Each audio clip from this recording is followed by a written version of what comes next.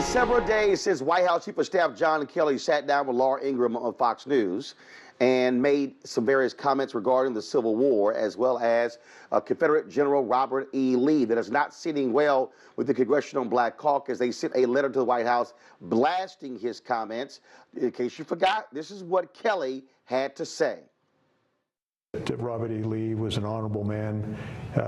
He was a man that gave up his country to fight for his state. Where it's different today, but the lack of an ability to compromise led to the Civil War.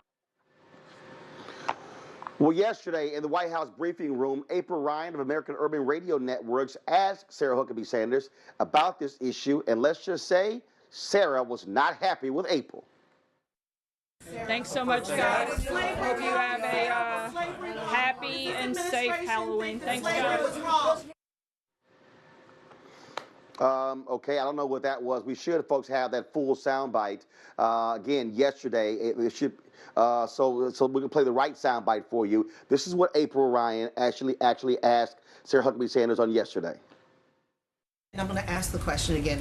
Why don't you ask it in the way that you're apparently accusing me of being? I'm not accusing. I'm asking a question, Sarah, seriously.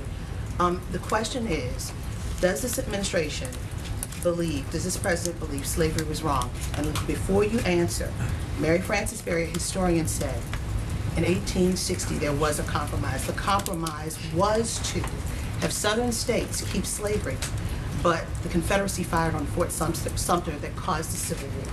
And because of the Civil War, what happened? The North won.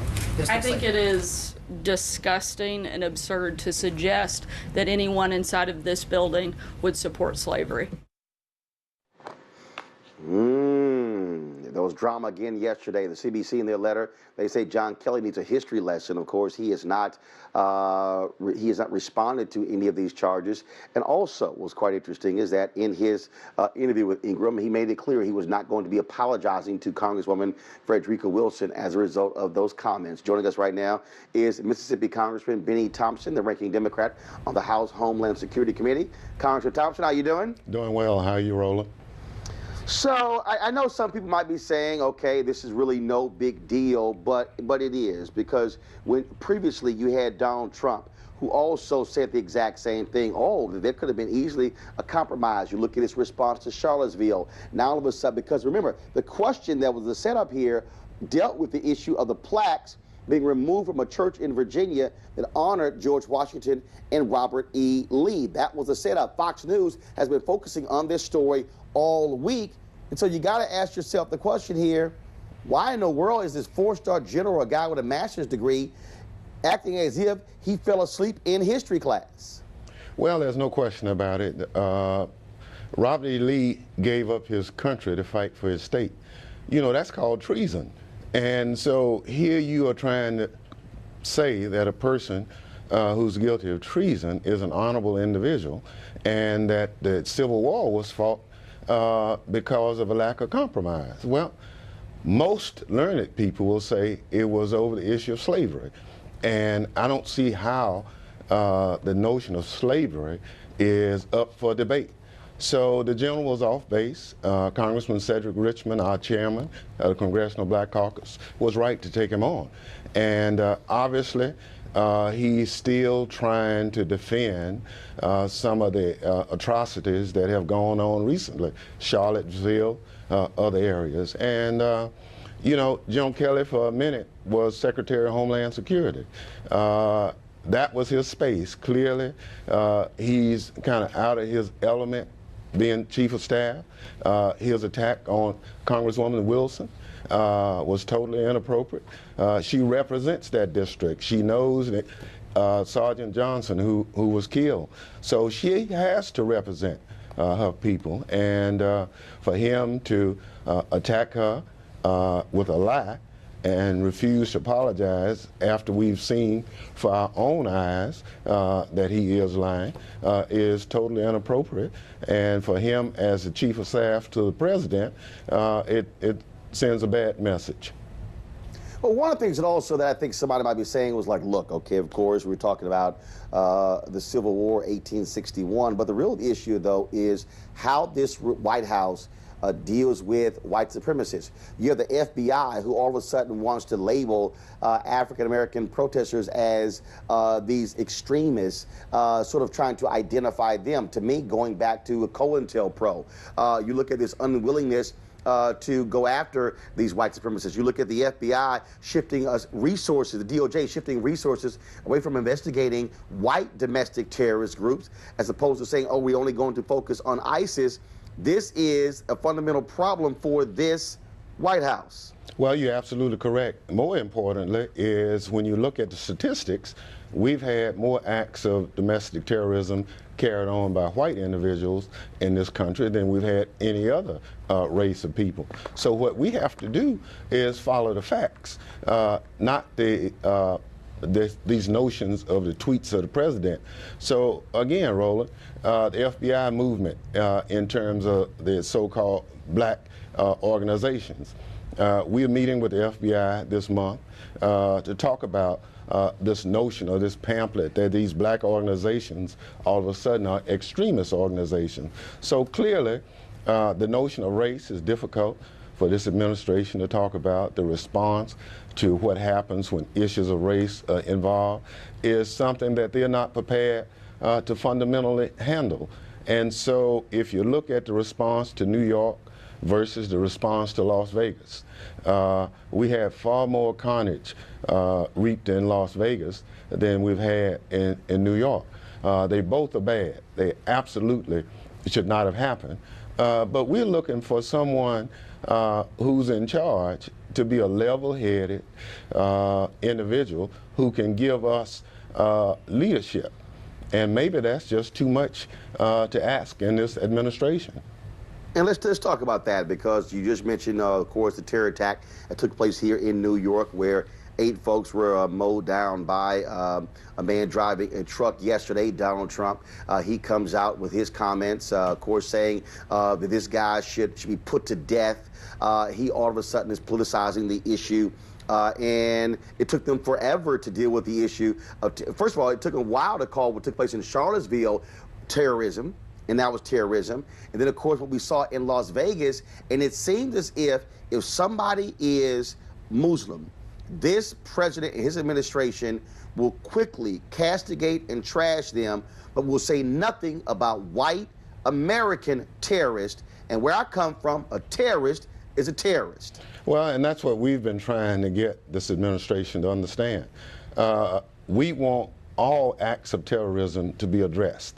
But again, if the acts of terrorism is conducted in this country by people who are white, then we should put the resources there.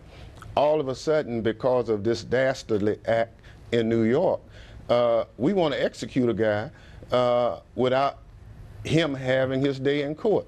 Now, it's clear that from all indications he's guilty, no question about that. But he, under our standard of jurisprudence, still has to have his day in court. And if we decide all of a sudden that a president or any other individual can execute somebody, then we are in trouble. We set the high watermark in the world for democracy. And when we start saying that we need to do this, we need to send people to Guantanamo, we are saying that the NYPD is not capable of keeping somebody locked up and give them a trial. We're saying that all the judges that we have are not capable of holding judges and holding trials in their respective communities.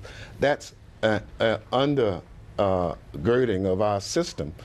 We are a democracy, Roland, and so for our president to be tweeting all these things and now trying to say that our system of justice in this country is somehow falling apart is a notion that's foreign to most of us.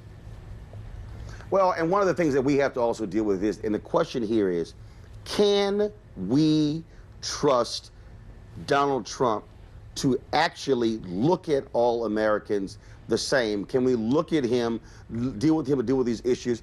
It seems to me, if you look at his tweets on yesterday, he's erratic.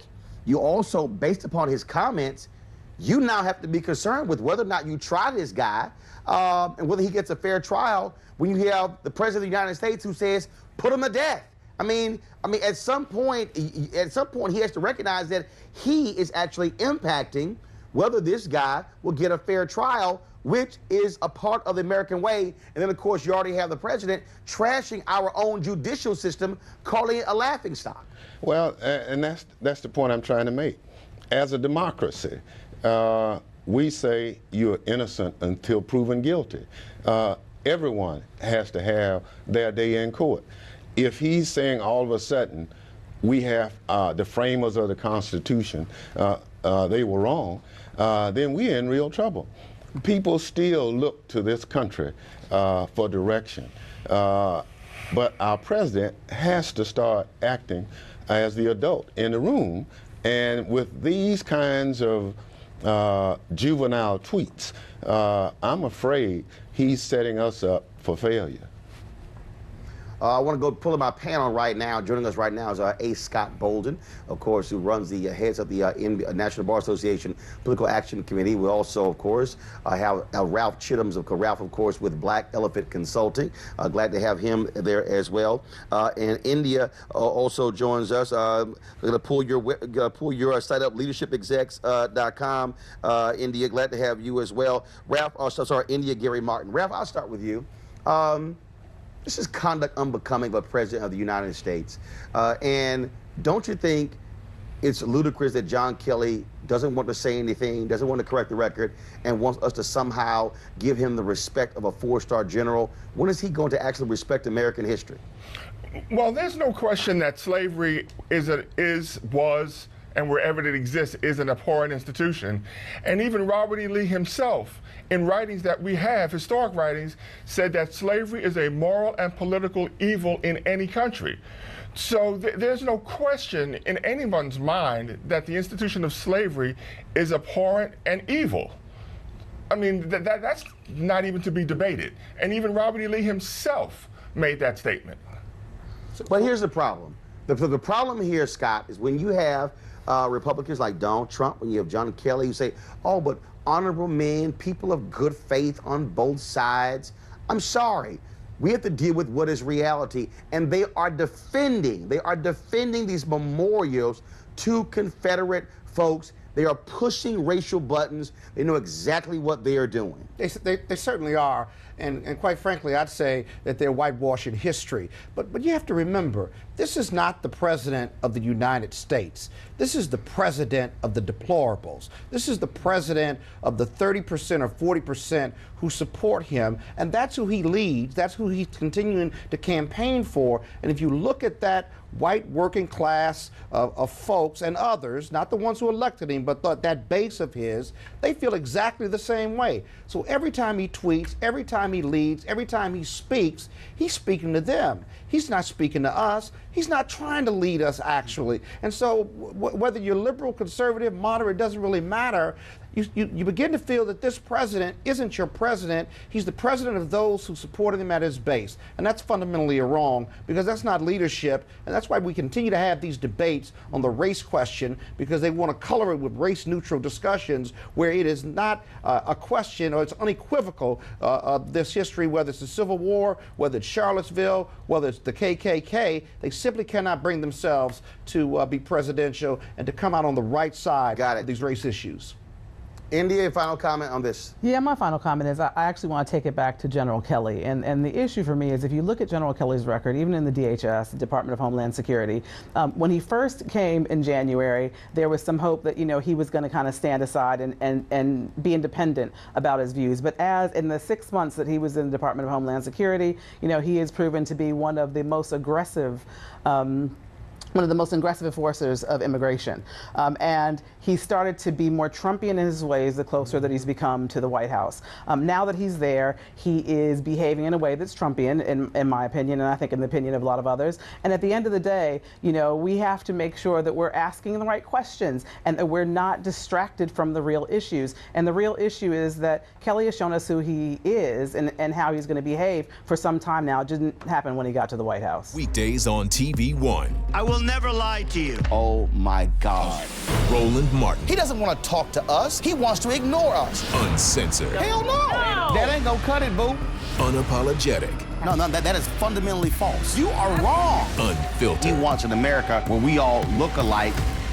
He ain't talking about black people. Unrelenting. You better go work out, because you got a fight on your hands. NewsOne Now with Roland Martin. Weekdays at 7 a.m.